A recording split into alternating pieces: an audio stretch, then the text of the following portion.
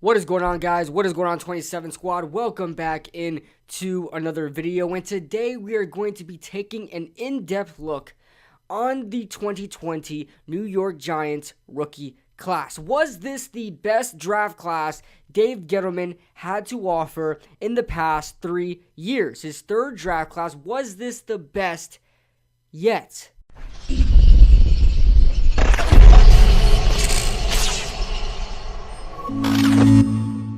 Before I start this video, guys, make sure you guys hit that like button for me and subscribe.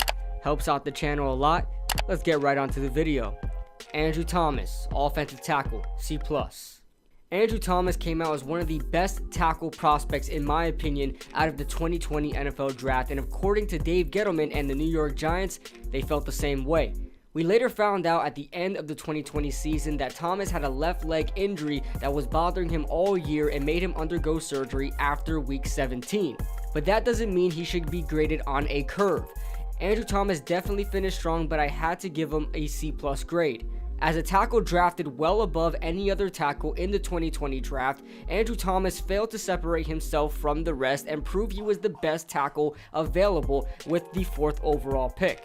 Thomas certainly had his ups and downs, posting up a top tackle grade according to PFF of 87.1 versus the Seattle Seahawks, which classified as an elite grade, and then allowing 5 sacks to Hassan Riddick and the Arizona Cardinals.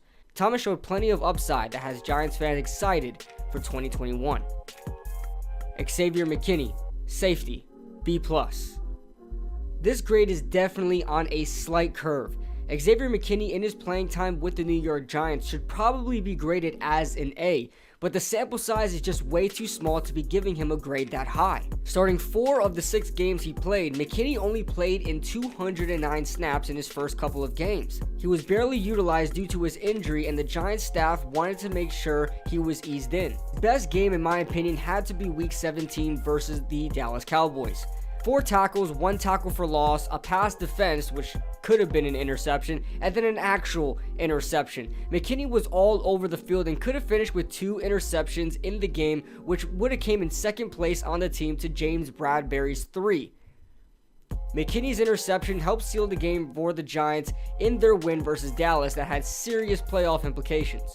Matt Peart, offensive tackle, B. Now, let me be honest, I thought Matt Peart would have been a day 1 starter, but Cam Fleming did a hell of a job for the most part at right tackle.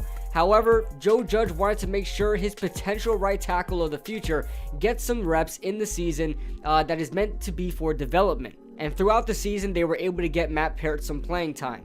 Now, I thought he should have started towards the end of the season, being that Fleming is not part of the future of this team, and Peart is supposed to be. Peart saw time at both right tackle and left tackle, and even started a game at left tackle over Andrew Thomas when Andrew Thomas was being disciplined for violating team policy. In his time as a swing tackle, it was clear every time he stepped on the field, the O-line played a little better. I had to give Peart a B. Although he wasn't a starter and didn't get much playing time, I think the job that he did in the run blocking game was phenomenal. And also, to his lack of starting, I think that's more of a coaching decision rather than a performance thing. Darnell Holmes, cornerback, C. Darnell Holmes had tons of hype and high hopes coming into his rookie campaign. Coming out of UCLA, this guy was a combine warrior, receiving praise from guys like Bucky Brooks, Michael Robinson, and even the great Deion Sanders, all on NFL Network. Holmes played outside corner at UCLA, but it was unanimous that everyone thought Holmes should be in the slot in the NFL. Going into the regular season, Holmes stood out as possibly the best defender the team had to offer and was receiving constant praise from analysts and beat writers during his practices. But during the season, he came back down to earth. He had his fair share of success and struggles. Holmes found his home in the slot, like we all assumed, but had trouble with contact throughout the season. Holmes totaled 2 DPIs, 2 holding calls, and even an illegal contact penalty. It's clear he's going to start in 2021 with tennis balls on his gloves.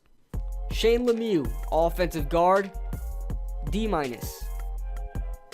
Before the season began, the big question was, where was Shane Lemieux going to play? As most of us thought Shane was drafted to be a center. As Nick Gates was the clear winner of that position, it meant Shane was going to be a bench player as a guard.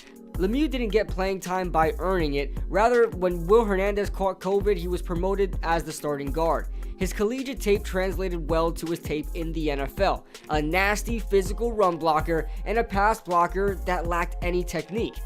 Shane Lemieux kept leaving us wanting more, as we thought his excellent run blocking ability meant he could be a capable pass blocker in the future. But that might not be the case. Cam Brown, edge rusher, C+. Cam Brown made the permanent switch from off-ball linebacker to primary edge rusher, and I think it worked out for the best.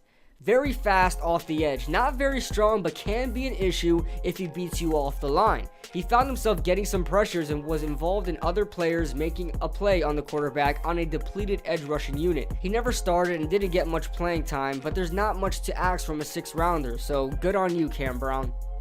Carter Coughlin, edge rusher, B-.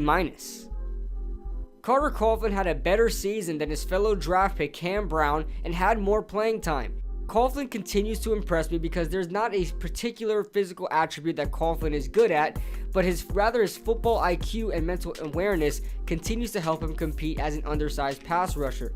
I could definitely see this kid being a dependable rotation guy should everything go right in his development. TJ Brunson, inside linebacker, D-.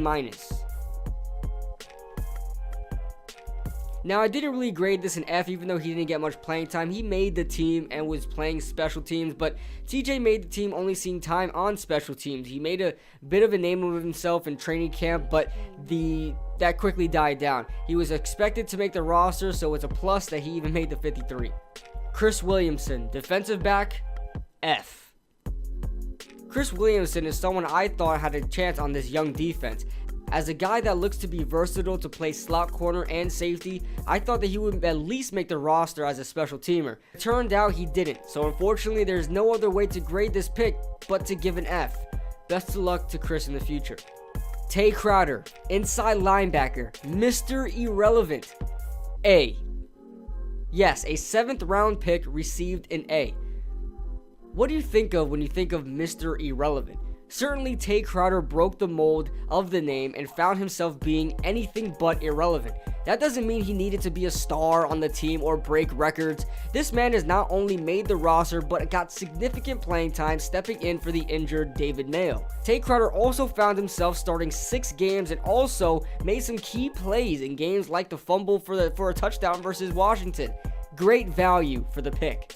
That's it, guys. That is my grades and analysis for the 2020 New York Giants rookie class. Let me know your thoughts in the comment section below. How well do you think this class will perform in 2021?